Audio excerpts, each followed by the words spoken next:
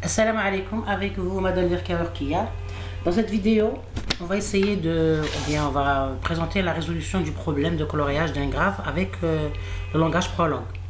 Donc c'était le sujet d'un contrôle continu, d'un examen contrôle continu pour Master 1. Donc, le plan de la vidéo est le suivant. Premièrement, on va décrire le problème de coloriage d'un graphe, c'est-à-dire l'énoncé du problème, ou bien la problématique. Deuxièmement, on va passer à la modélisation sous forme d'un modèle CSP, puis à la résolution de ce CSP avec les algorithmes backtrack et nœud consistance. On ne va pas faire le générer testé parce que c'est direct, c'est-à-dire la génération, le principe de résolution, il est direct. On génère un affect, donc ça va causer l'explosion combinatoire, ce qui donne une optimisation de l'algorithme par le principe du backtrack et aussi de l'anticipation, entre autres la nœud consistance. Et puis on va passer à la programmation avec le Prolog, et dans mon cas j'utilise l'interpréteur GNU Prolog. Bien. Donc la description du problème, donc c'est un problème de coloriage d'un graphe. Donc l'objectif est de colorier un graphe de manière à ce que deux sommets adjacents n'aient pas la même couleur en respectant un nombre limité de couleurs. Donc on dit ça, c'est la problématique. Dans notre cas, les données d'hypothèse, on dispose pour le graphe ci-dessus, donc on a le graphe ici qui a 4 sommets. Donc, et on dispose de 3 couleurs, le bleu, le rouge et le vert. Et on voit ici dans le graphe, dans la visualisation, ici dans l'illustration graphique, le graphe, il y a 4 graphes et vous voyez qu'il y a les contraintes d'adjacence.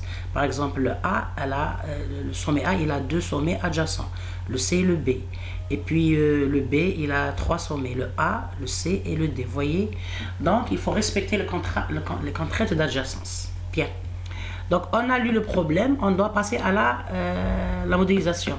Donc, on a dit que la modélisation, c'est un principe très important pour l'informaticien. Il faut premièrement savoir les concepts du modèle.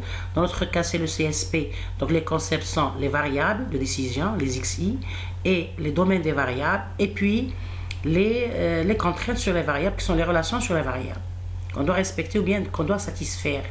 Donc on a dit que dans notre cas, on travaille avec dans un premier temps, on travaille avec les CSP finis, c'est-à-dire dont les domaines sont discrets. Ok, bien.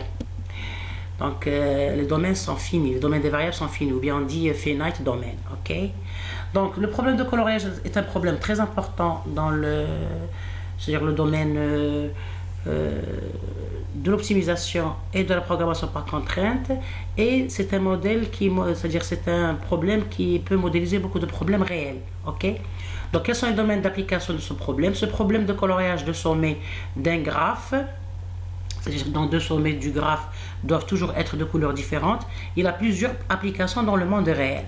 De nombreux problèmes réels se ramènent à ce problème de coloriage d'un graphe, comme par exemple le problème des examens, pour organiser les examens dans tous les domaines académiques ou bien autres, professionnels, l'emploi du temps et la classification. Et il y a d'autres domaines très importants. Ça, c'est pour montrer l'importance d'un problème. Donc l'exercice, malgré les petits, mais dans un cas d'examen, on donne peu de données pour pouvoir comprendre le principe de modélisation et de résolution. Bien. Donc pour la modélisation, pour modéliser un problème sous la forme d'un CSP, il s'agit tout d'abord d'identifier l'ensemble des variables x, les inconnues du problème, ainsi que la fonction d qui est associée à chaque variable de x, son domaine. Les valeurs de la variable peuvent prendre, c'est-à-dire les domaines des variables, ce sont les valeurs que la variable peut prendre. On dit que dans notre cas, on travaille avec les domaines finis. Donc il faut ensuite identifier les contraintes C entre les variables. Donc cette modélisation, donc les contraintes C sont les relations entre les variables, c'est-à-dire les lois à respecter. Dans notre cas, on a les sommets et il faut que chaque sommet, bien le sommet adjacent, chaque sommet doit être de couleurs différentes de ces sommets adjacents, bien sommets voisins, si on puisse dire. Cette modélisation est formelle, donc le modèle CSP est un modèle formel dont les concepts ou bien les composants sont x, l'ensemble des variables, bien variable de décision, d de x, l'ensemble ou bien le domaine de chaque variable, et c de x, les contraintes sur les variables. Remarque, un même problème peut généralement être modélisé par différents CSP. Bien. Donc, dans notre cas, donc ce que l'on doit déterminer, c'est-à-dire les inconnus, c'est la couleur de chaque sommet. Donc on aura donc une variable pour chaque sommet. Chacune de ces variables pouvant prendre comme valeur une des 3 couleurs. Bon, je pouvais travailler avec des caractères. J'ai préféré travailler avec des chiffres. Donc, je vais proposer 1 pour la couleur bleue, 2 pour la couleur rouge et 3 pour la couleur vert. D'accord? Donc, c'est une nomination. On sait que la nomination en programmation, elle est aveugle. Mais, c'est-à-dire, ce glossaire est toujours important. Lorsqu'on aura la solution proposée par le prologue, on va savoir que le fait de dire 1, ça veut dire que c'est la couleur bleue, 2, c'est la couleur rouge et 3, c'est la couleur vert. Donc, ici pour les variables, on va prendre les sommets A, B, C, D. Ok? Donc, les contraintes spécifiques que deux sommets voisins adjacents ne doivent pas être de la même couleur. Donc, vous voyez que ce problème, il est petit parce qu'on a une seule contrainte. Globalement, dans un problème réel, on a beaucoup de contraintes. Ici, on a une seule contrainte qui spécifie que deux sommets voisins ou bien adjacents ne doivent pas être de la même couleur. Vous voyez que la notion d'adjacent, ça revient à la théorie des graphes. Bien. La terminologie, donc, parce que c'est un graphe, donc on peut utiliser la terminologie de la théorie des graphes. Donc la variable de décision de ce CSP désigne la couleur de chaque sommet. Et puisqu'on a 4 sommets du graphe, alors on a 4 variables. Donc A, B, C. Je nomme mes variables A, B, C, D. Vous pouvez toujours changer la nomination. X1, X2, X3, X4. C'est pas un problème. La nomination, c'est pas un problème. Les variables, l'essentiel, c'est la sémantique. La variable, elle désigne quoi?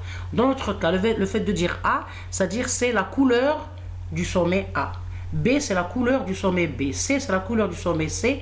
Et D, c'est la couleur du sommet D. OK? Et bien sûr, on va utiliser des listes. Et vous savez que dans la liste, on respecte l'ordre dans lequel on va donner la liste. Donc, si on va donner la liste sous la forme de A, B, C, D, donc A, c'est le sommet A, B, c'est le sommet B, ainsi de suite. Bien. Donc, la sémantique de la variable, c'est très important. Parce que si on change la sémantique de la variable, ce qu'elle désigne, les contraintes vont changer, même les domaines vont changer. C'est pour ça, je vous ai dit qu'on a beaucoup de modèles pour le même problème. C'est selon la sémantique de la variable et aussi les domaines des variables et les contraintes. Donc, l'essentiel, malgré qu'on peut avoir pour le même problème beaucoup de modèles différents, mais l'essentiel, c'est un modèle qui spécifie le même problème. Ok, il est valide. Votre modèle doit être valide, c'est-à-dire il spécifie ou bien il modélise le problème qui est cité, pas un autre. On a dit que pour vérifier un modèle, c'est-à-dire évaluer un modèle, on a la vérification et la validation. La vérification, il faut que le modèle respecte les concepts du modèle, c'est-à-dire qui sont les composants du modèle qui sont le X, le D de X et le C de X. Et la validité, ou bien la validation, il faut que le modèle reflète le problème lui-même. Il n'ajoute pas des données ou bien il enlève des données. Il reflète ou bien il modélise le problème, le même problème. Ok? Donc ici, le CSP correspondant, puisqu'on a décidé que la variable désigne la couleur de chaque sommet, donc notre CSP formel, on va donner la formule, bien la forme algébrique. Le CSP correspond à ce problème et le suivant. On a la variable X qui contient A, B, C, D. Donc A, c'est la couleur du sommet A, B, c'est la couleur du sommet B, C, c'est la couleur du sommet C, et D, c'est la couleur du sommet D dans notre graphe. Les domaines, on a les mêmes domaines. Donc j'ai pris comme les couleurs 1, 2, 3. Donc le 1, c'est pour le bleu, le 2, c'est pour le rouge, et 3, c'est pour le vert. Ok? Donc on a 1, 2, 3. Donc les domaines D2A, D2B, c'est-à-dire le domaine des variables, c'est le même. Ils ont le même cardinal, c'est 1, 2, 3. Mais ce n'est pas toujours le cas. On peut avoir un problème où les domaines sont différents et leurs cardinals sont différents. Ok? Donc bien, ça c'est le domaine. Et puis on a les contraintes. Donc deux sommets voisins ou bien adjacents ne doivent pas être de la même couleur. On doit, c'est-à-dire spécifier ces contraintes. Donc on va refléter notre graphe sous forme d'une équation. Donc il faut que A soit différent de B, A différent de C, B doit être différent de A, B différent de C, B différent de D. Et pour le sommet C, il doit être différent de A, de D, le C il doit être différent de A, de B et de D. Ok? Et puis normalement, je devais ajouter le D doit être différent de B, de C. Mais ici, puisque la notion de symétrie, on voit que le fait de dire A différente de B, c'est la même chose de dire B différente de A. Donc on doit écrire une seule contrainte. Sinon c'est une redondance, ça va alourdir notre programme et notre recherche. Donc il faut utiliser une seule, parce que la symétrie, elle est prise en charge par le langage Prolog. Donc ici, dans la modélisation, puisqu'on sait que la relation différente, elle est symétrique, donc c'est pas la peine de prendre les deux contraintes, une seule contrainte. La même chose pour A différente de C, c'est la même chose pour C différente de A. B différente de C, c'est la même chose pour C différente de D. Donc ici, je vais enlever ici les contraintes redondantes, ok, c'est-à-dire vérifier la symétrie. Donc j'aurai 5 contraintes: A différente de B, A différente de C, B différente de C, B différente de D et C différente de D. Et bien sûr le cardinal, c'est-à-dire l'espace de recherche, le nombre de points dans l'espace de recherche de ce problème. Donc il faut toujours, c'est-à-dire calculer le cardinal, parce que c'est dans cet espace qu'on va chercher la solution, et on va essayer de minimiser la recherche pour minimiser la complexité et avoir la solution dans un temps rapide, sur le plan de temps et sur le plan de ressources, entre autres la RAM. Donc le E, on sait que le cardinal ici on a 2 barres, c'est-à-dire le symbole de cardinal de l'espace de recherche, on a 2 barres ici. Donc le E c'est l'ensemble, c'est-à-dire le cardinal de l'ensemble de D de A fois le cardinal de D de B fois le cardinal de D de C fois le cardinal de D de D, c'est-à-dire le domaine de la variable D. Donc puisqu'ils ont le même cardinal, c'est-à-dire le nombre d'éléments dans chaque ensemble, c'est 3. Donc on a 3 fois 3 fois 3 fois 3 parce qu'on a 4 variables. Donc c'est 81 points. Donc on va chercher une solution dans 81 points. Donc le problème, ou bien l'algorithme généré testé, il va chercher les 81 points. C'est-à-dire c'est une façon directe. Il va affecter et vérifier les 81 points. Et lorsqu'il va trouver le point qui vérifie toutes les contraintes, il va dire que c'est une solution. Donc on peut avoir une solution, beaucoup de solutions ou pas de solution. Donc on va pas, dans l'exercice, on demande de calculer, de résoudre ce CSP avec l'algorithme backtrack. Donc on va faire des backtracks. Donc normalement on va générer 81 branches. Chaque branche est une affectation totale. On teste la consistance de chaque affectation. S'il y a inconsistance partielle, on fait un backtracking, un retour en arrière. Donc qu'est-ce qu'on fait ici? C'est une recherche arborescente. Donc la recherche, elle devait être arborescente, surtout que j'ai mentionné ça dans l'examen. Il faut que la recherche soit arborescente. Donc je prends le nœud.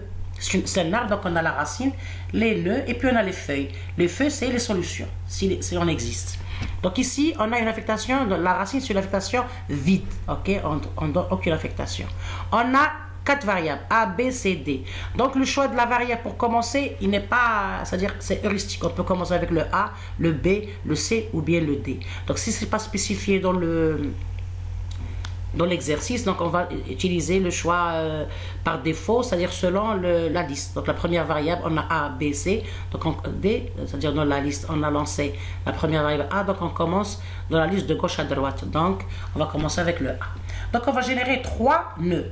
Pour le A égale à 1, A égale à 2, A égale à 3. On va tester pour les 3 variables de A. Donc le premier niveau de l'arbre, c'est les valeurs de la variable A. Le deuxième niveau, c'est la valeur de la variable B. Le troisième niveau, c'est les valeurs de la variable C. Et le quatrième niveau, c'est les valeurs de la variable D. Donc, pour avoir une consistance, ou bien une affectation totale, qu'on va tester sa consistance. Elle peut être, c'est-à-dire l'affectation totale, elle peut être consistante, c'est une solution. Ou bien inconsistante, c'est pas une solution. C'est un échec.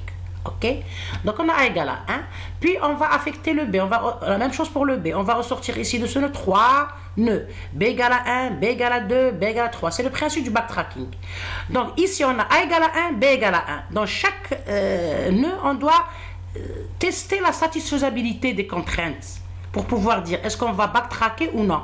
Donc ici on a, c'est ça l'ensemble des contraintes. On a A différente de B, A différente de C, B différente de C, B différente de D et C différente de D. Donc dans notre cas, A égale à 1 et B égale à 1. Donc on a la contrainte A différente de B qui n'est pas satisfaite. Donc c'est pas la peine de continuer, on va backtracker. C'est ça le principe de base du backtracking. Alors que dans l'algorithme généré testé, on termine. Parce que l'idée, ou bien le principe du généré testé, il est direct. Il va affecter et tester. Donc il va commencer, il va terminer malgré qu'on est sûr que cette branche-là, A, B, C, D, donc la branche, chaque branche de l'arbre, c'est une solution. C'est une affectation totale. Qu'on veut tester la consistance. C'est-à-dire de la racine jusqu'à la feuille. Donc chaque branche est une solution. Donc normalement dans l'algorithme généré testé, on a 81 branches. Parce qu'on a 81 points ici dans le cardinal. Mais dans le backtracking, puisqu'on va éviter quelques branches, donc on aura moins de nœuds à générer, donc moins de complexité algorithmique. Ok? Donc ici, on va backtracker parce que le A et le B, ils ont la même valeur, ça ne satisfait pas cette contrainte. Donc on backtrack, on retourne en arrière vers la dernière branche générée. Donc on a B égale à 2, la même chose. Donc B égale à 2, donc ça, ici ça va, on n'a pas une inconsistance. On doit bien sûr éclater 3 nœuds pour la troisième variable C. Donc C égale à 1, C égale à 2, C égale à 3. On va Parce qu'ici, la recherche, elle est de haut vers le haut, de haut vers le bas et de gauche vers la droite. On commence vers le côté le plus gauche et on va aller vers la droite. C'est le principe de recherche de l'arbre dans le backtracking, ou bien l'algorithme de backtrack, pour résoudre un CSP. Donc ici, on backtrack. Donc, pour le C égale à 1, on a A égale à 1 et C égale à 1. Donc, c'est une inconsistance parce qu'on a A différent de C. Donc, aussi ici, on va. Donc, c'est un échec. Donc, on backtrack vers la branche qui suit. Donc C égale à 2, on a A égale à 1, B égale à 2 et C égale à 2. Est-ce qu'il y a une relation entre le B et le C? B est différente de C.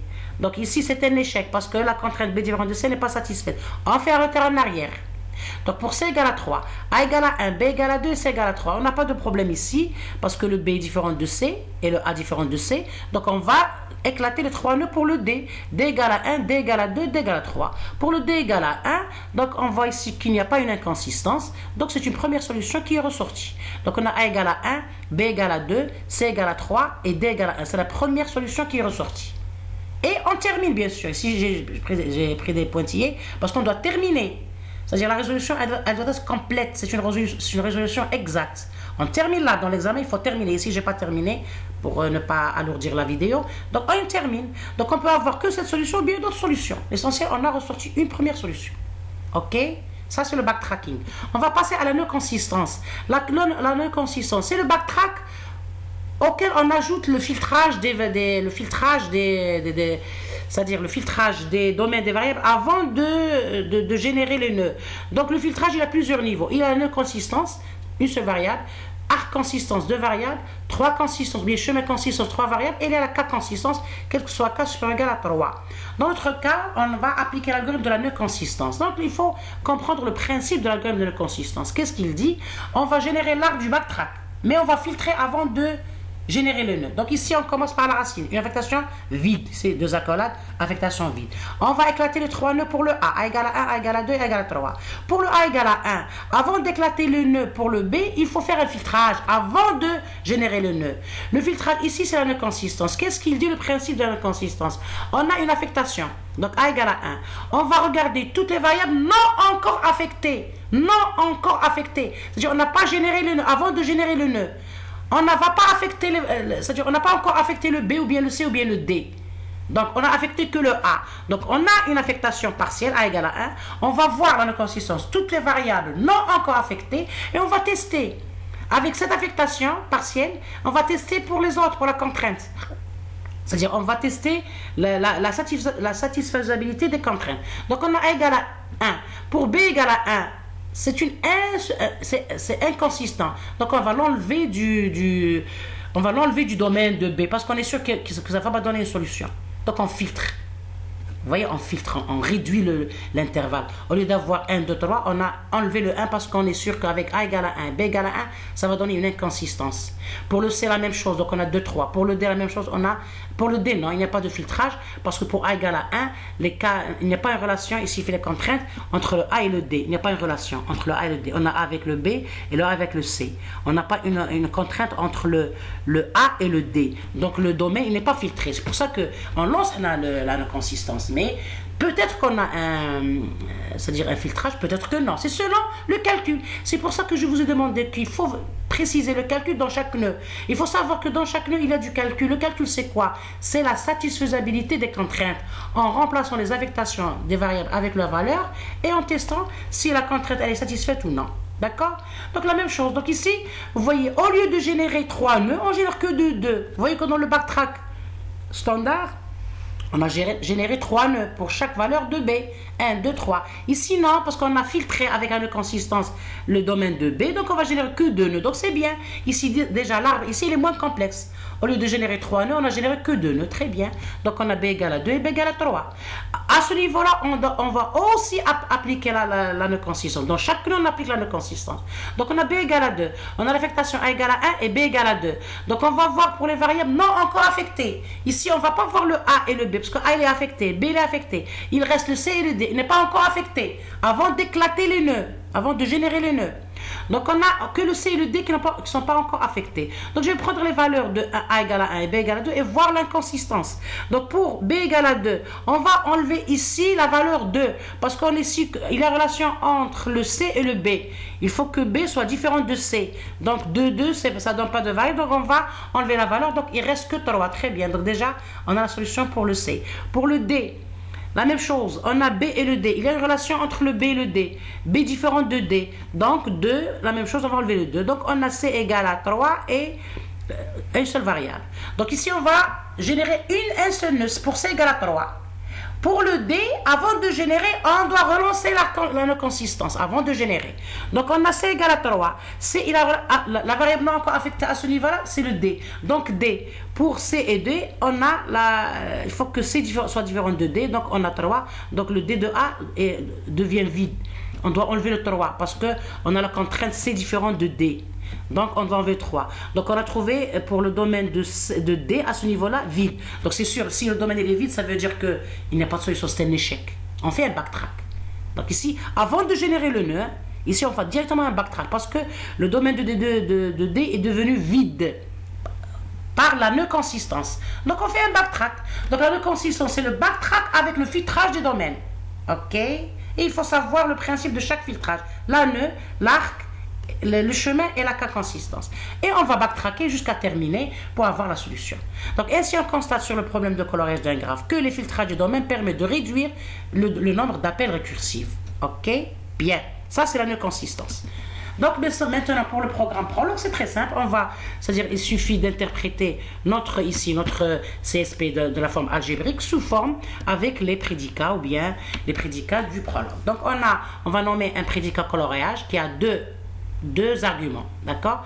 L, la liste dans laquelle contient les sommets du graphe. Les options ici, pour faire l'appel des options, on a déjà vu cette notion d'option. C'est pour pouvoir calculer le nombre de backtracking, aussi pour utiliser les heuristiques dans le choix de la variable, les heuristiques dans le choix de la valeur de la variable, et ainsi de suite. Donc, on va déclarer les variables selon d'une liste. Donc, on a A, B, C, D. Ici, je peux changer l'ordre. D, C, B, A. Donc, c'est-à-dire la première valeur, c'est le D. C'est selon la déclaration de la liste. Parce que dans c'est-à-dire le parcours direct ou bien par défaut, il va parcourir la liste de gauche vers la droite. Donc, selon ici la déclaration des valeurs. Vous pouvez commencer par le sommet D. Maintenant, le domaine de chaque variable, c'est avec le prédicat F des domaines. Donc, ici, normalement, c'est pas var, c'est L. Parce que j'ai déclaré la liste, le nom c'est L. Donc, ici, c'est L. OK? Je vais changer, sinon c'est L, je vais changer après dans le code. Et on a de 1 à 3, donc 1, 2, 3. Les variables, pour pas les rien ici, il faut que le sommet, parce que j'ai pris le même. Les sommets de chaque graphe ne doivent pas être de même couleur. Donc A, ici, on utilise le symbolisme de différence dans le prologue. Donc A différent de B, A différent de C, B différent de C, B différent de D et C différent de D. On a 5 variables. On va faire l'appel du prédicat F de labeling, qui est le backtracking dans les domaines finis, finite domain, avec les options L et options. OK, ça c'est le code du prologue du backtracking. Donc vous voyez ici qu'on a un prédicat avec 2 arguments. Donc notre prédicat il a 2 arguments. Premier argument est la liste des sommets, OK, qui doit être associé, on fait un plus. On doit donner la liste des sommets au moment de l'appel du prédicat. Deuxième argument est les différentes options d'appel, comme par exemple les heuristiques de choix de la variable, choix de la valeur de la variable, le nombre de backtracking, ainsi de suite. Donc pour appeler le prédicat, on va faire coloriage, L, par exemple l'heuristique backtrack pour donner le nombre de backtrack, ou bien on va utiliser le prédicat find all pour trouver toutes les solutions avec le nombre de solutions et le nombre de backtrack. OK, avec par exemple backtrack sum list pour trouver le nombre de solutions. OK, donc ici, c'est l'exécution avec le prologue. Vous voyez qu'on a ici, il a donné la solution, on a 6 solutions. OK? Donc, il va notre première fois, premier appel, on n'a aucun backtracking. Il a trouvé la solution 1, 2, 3, 1. Puis un seul backtrack, 1, 3, 2, 1. Donc, 1, ça veut dire le sommet A, on lui donne la couleur 1, qui est le bleu.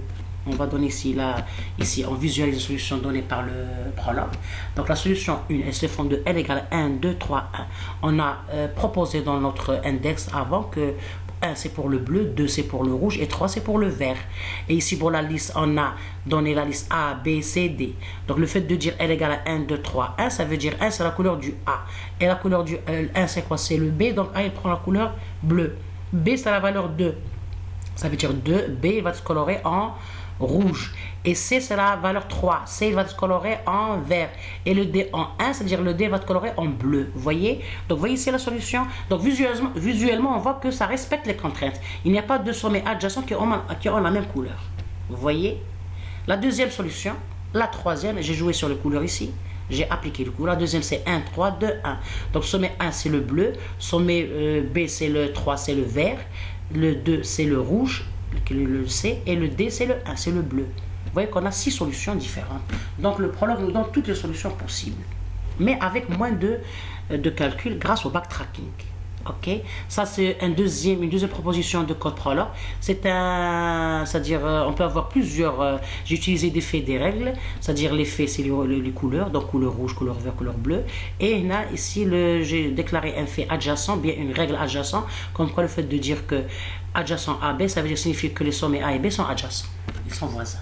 Et puis, on va donner la règle pour affecter une couleur à chaque sommet, règle pour s'assurer qu'un sommet adjacent n'a pas la même couleur, règle pour assurer une couleur à chaque sommet, et la vérification de couleur de sommet, c'est le prédicat coloré et graphe qui a deux arguments, sommet et solution. Sommet, c'est la liste des sommets du graphe, et solution, il va donner la couleur sous forme de caractères, rouge, vert, bleu, de chaque sommet.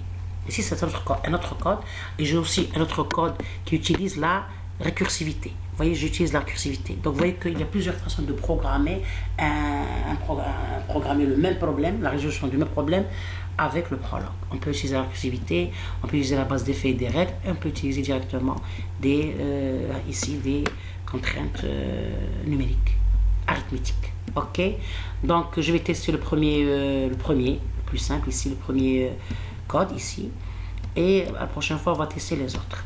Donc pour le tester, qu'est-ce que je vais faire? On voit ici, ça c'est le code du problème, ça c'est le code du... Donc j'ai utilisé le listeur bloc-notes, donc j'ai saisi mon code et je l'ai sauvegardé sous forme de PL, coloriage.pl, l'option .pl, pour avoir, c'est-à-dire déjà je vais avoir ici dans mon répertoire coloriage 1.pl, vous voyez qu'il prend le logo du génie prologue. Donc je vais cliquer sur coloriage 1, il va l'interpréter ou bien le compiler, donc vous voyez qu'il a compilé. Donc pour l'exécuter, je vais faire l'appel avec deux prédicats. Le premier appel direct, c'est-à-dire je prends mon prédicat avec ces deux arguments, la liste et les options. Donc ici, CTRL V, vous voyez qu'il m'a donné la première solution. 1, 2, 3, 1. Si je vais taper sur All, il va me donner les 6 solutions. 1, 2, 3, 4, 5, 6. Et on a expliqué que veut dire cette solution. L égale 1, 2, 3, 1. Selon la liste qui est déclarée, c'est A, B, C, D. Donc le A prend la couleur 1 veut dire le bleu. Le B il prend la couleur 2 qui veut dire le rouge. 3 prend la couleur 3 qui veut dire le vert. Et le D prend la couleur 1 qui veut dire le bleu. Et il y a plusieurs différentes solutions. Ok. Et on peut utiliser aussi ce prédicat find all qui va donner ça sous forme de sommation. Donc CTRL V. Donc vous voyez qu'il m'a donné le nombre de retours en arrière. Il a fait 15 backtracking pour donner toutes les solutions que vous devez faire dans l'examen. Le nombre de solutions, on a 6 et on a ici la sommation des solutions. Ok. Et le temps d'exécution 31 microsecondes. Ok. Donc ça termine notre correction du contrôle continu du module programmation par contrainte. Ok. Donc j'espère que vous avez bien compris le principe de résolution.